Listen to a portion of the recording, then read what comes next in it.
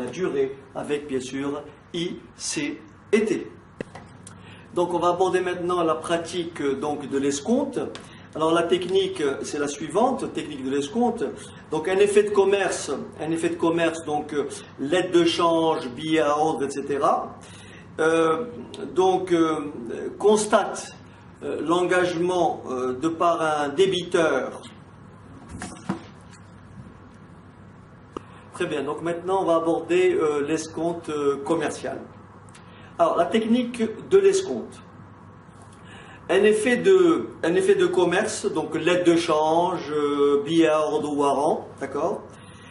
Il constate l'engagement pris par un débiteur de payer à son créancier à une date déterminée une somme d'argent, montant de la dette qu'il a contractée. Alors, si le créancier, bien sûr, a besoin de cet argent avant l'échéance stipulée, il cédera l'effet de commerce, avec bien sûr tous les droits qui s'y attachent. Alors pour ça, il va s'adresser par exemple à une banque, d'accord? On va dire qu'il va donc négocier cet effet de commerce, et bien sûr la banque qui va acheter l'effet va effectivement l'escompter. Donc il va négocier cet effet. Alors imaginez que cet effet est une valeur nominale V, on va dire une échéance à N jours, une échéance à N jours, c'est-à-dire que moi je détiens donc un effet de commerce, on va dire sa valeur nominale, on donne une somme n'importe laquelle, 1000 €, échéance 65 jours, d'accord? Alors, il peut arriver ceci, donc effectivement on est aujourd'hui, date 0, si effectivement je veux récupérer cette somme de 1000 €, je suis tenu d'attendre l'échéance, c'est-à-dire l'échéance qui est donc 65 jours, et donc de percevoir 1000 €. Mais le problème, il peut y avoir un problème de trésorerie. Donc on peut effectivement, l'entreprise donc détentrice de cet effet peut, pour des raisons financières, avoir besoin de trésorerie tout de suite. Donc qu'est-ce qu'elle va faire? Elle va donc négocier cet effet avec sa banque. Donc il y a plusieurs dispositions. Alors ici, on va d'abord définir ce qu'on appelle le taux d'escompte. Le taux d'escompte, c'est exactement comme un taux d'intérêt. Alors imaginez que le taux d'escompte soit petit t égal à 8%, d'accord? Alors, en réalité, la banque, elle va donc remettre à son client ce qu'on va appeler la valeur actuelle de cet effet, échéance 65. Pour trouver la valeur actuelle de l'effet, petit a, qu'est-ce que l'on fait? On fait valeur nominale, donc 1000, moins l'intérêt, attention, un intérêt précompté. Tout se passe comme si les 1000 avaient été ici.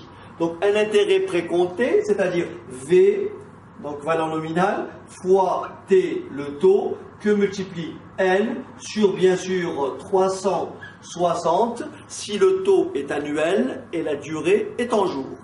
Donc dans notre exemple, la valeur actuelle de cet effet, c'est tout simplement petit a égale à 1000 moins 1000 que multiplie 0,08 que multiplie 65 divisé par 360. Donc en réalité, la banque va remettre à son client cette somme-là. On voit que c'est un petit peu plus délicat parce qu'il y a d'autres éléments qui vont se déduire de cette somme-là, mais de façon brute, on va dire que la banque va remettre à son client cette somme-là. Et bien entendu, la banque maintenant vient d'escompter cet effet, et bien sûr elle va attendre l'échéance, c'est-à-dire à 65, et la banque va récupérer bien sûr 1000 €. Entre-temps, la banque se sera payée par effectivement les intérêts perçus, les intérêts qu'on appelle les intérêts précomptés. Alors, bien entendu, quand vous avez un effet de commerce, vous n'avez pas simplement un intérêt lié à la durée, vous avez des frais supplémentaires qui sont par exemple les commissions diverses, commissions d'endo, les frais de manipulation, il y a bien sûr un peu de TVA, etc., etc. Mais de façon schématique, savoir que on a une valeur nominale pour déterminer la valeur actuelle d'une valeur nominale à échéance 65 ou à échéance n, c'est tout simplement valeur nominale moins l'escompte. Et l'escompte se calcule exactement comme un intérêt. Équivalence donc de deux effets de commerce. Si on prend ici un effet de valeur nominale V1 et un effet de valeur nominale V2. Alors, V1, alors on choisit une date ici, donc on appellera ça date d'équivalence. Date d'équivalence. D'accord? On va supposer que la durée de la date 0 à V1, c'est N1. La durée de la date d'équivalence à V2, on appellera ça N2. D'accord? On dira que les deux effets sont équivalents s'ils ont à cette date-là, donc date d'équivalence, la même valeur actuelle. Autrement dit, V1 est équivalent à V2 si et seulement si V1 moins, donc l'escompte, V1 fois T fois N1, alors en supposant que l'escompte soit mesuré en jours, donc sur 360, est égal tout simplement à V2 moins V2 fois T N2 sur 360. Donc si nous avons l'égalité suivante, alors on dira que V1 et V2 sont deux effets équivalents. Alors l'intérêt c'est quoi? L'intérêt c'est, imaginons qu'on ait un effet de commerce. Échéance 60 jours. Valeur nominale, on va dire 1000 euros. Taux d'escompte 10%. D'accord? Imaginons qu'ici on soit à la date 60. Échéance. À la date 60, échéance. Imaginez que à cette date-là, donc à la date 10, on réalise que cette échéance-là ne nous convient pas. Autrement dit, on voudrait un report d'échéance. C'est-à-dire, au lieu de verser 1000 euros à 60, on voudrait verser 1000 euros, on va dire à 80, c'est-à-dire 20 jours plus tard. Pas 1000 euros, on voudrait verser une somme V qu'on va déterminer 20 jours plus tard. Autrement dit, il faudrait à cette date-là, date d'équivalence, on voudrait égaler cet effet à celui-là. On voudrait que V remplace un effet existant d'une valeur nominale de 1000 euros. Pour déterminer V, il suffit d'égaler les deux valeurs actuelles. Alors la valeur actuelle, elle va se mesurer de 10 à 80 pour la durée du deuxième, c'est-à-dire 70 jours, et de 10 à 60, c'est-à-dire combien? 50 jours pour le premier. Alors pour déterminer V, il suffit de poser l'opération suivante. La valeur actuelle V moins V, que je ne connais pas, que multiplie T 0,1, puisque le taux est 10%, que multiplie la durée qui sépare 80 de la date d'échéance, de la date d'équivalence 10, c'est tout simplement 70 sur 360. Donc ça, c'est la valeur actuelle de l'effet de remplacement. et ceci doit être égal à la valeur actuelle de l'effet qui a été remplacé, c'est-à-dire 1000 moins 1000 que multiplie 0,1 que multiplie, attention, 50 divisé par 360. Je vous laisse simplement soin de résoudre cette équation simple. Vous mettez V en facteur, vous calculez tout ça à la machine, n'est-ce pas? Vous calculez tout ça à la machine, d'accord? Et vous divisez, donc vous calculez tout ça aussi à la machine, et vous divisez la valeur trouvée ici par cette parenthèse, et vous avez ainsi la valeur de l'effet de remplacement. Donc là, c'est équivalence de deux effets.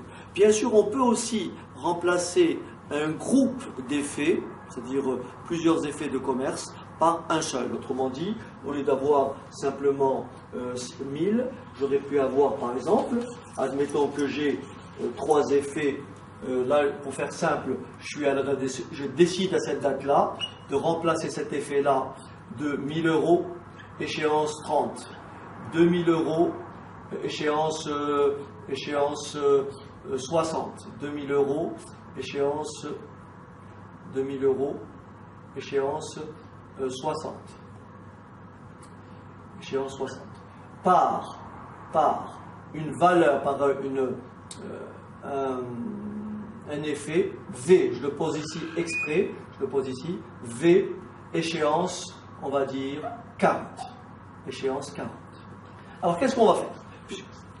On va prendre un taux toujours de 10%, taux de 10%. Donc on va dire, la valeur actuelle de l'effet de remplacement, donc V moins V fois T, c'est-à-dire 0,1, fois N, c'est-à-dire 40, sur 60, doit exactement être égal à la somme des valeurs actuelles des deux autres effets. Autrement dit, je fais donc 1000 moins 1000 que multiplie 0,1 que multiplie 30 sur 360.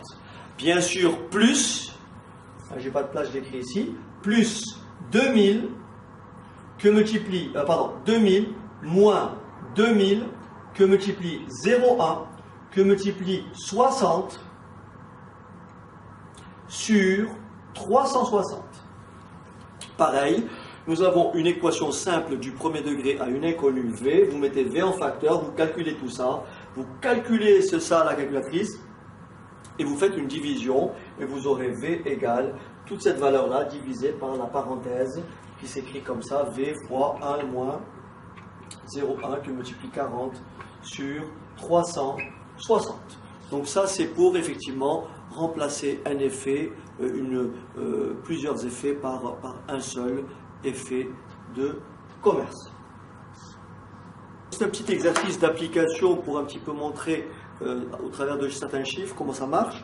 Alors on vous dit, un fournisseur accepte le 12 mars, donc 12 mars que je vais appeler date d'équivalence, accepte le 12 mars, date d'équivalence, de remplacer 4 effets donc je vous les donne, 12 300 euros, 12 300 euros, échéance 27 mars, ensuite 14 200 euros, échéance 17 avril, ensuite 8 500 euros, échéance 8 mai, et enfin 9 600 euros, échéance 23 mai. Il décide de remplacer ces 4 effets par un effet unique, échéance 26 avril. Donc échéance 26 avril.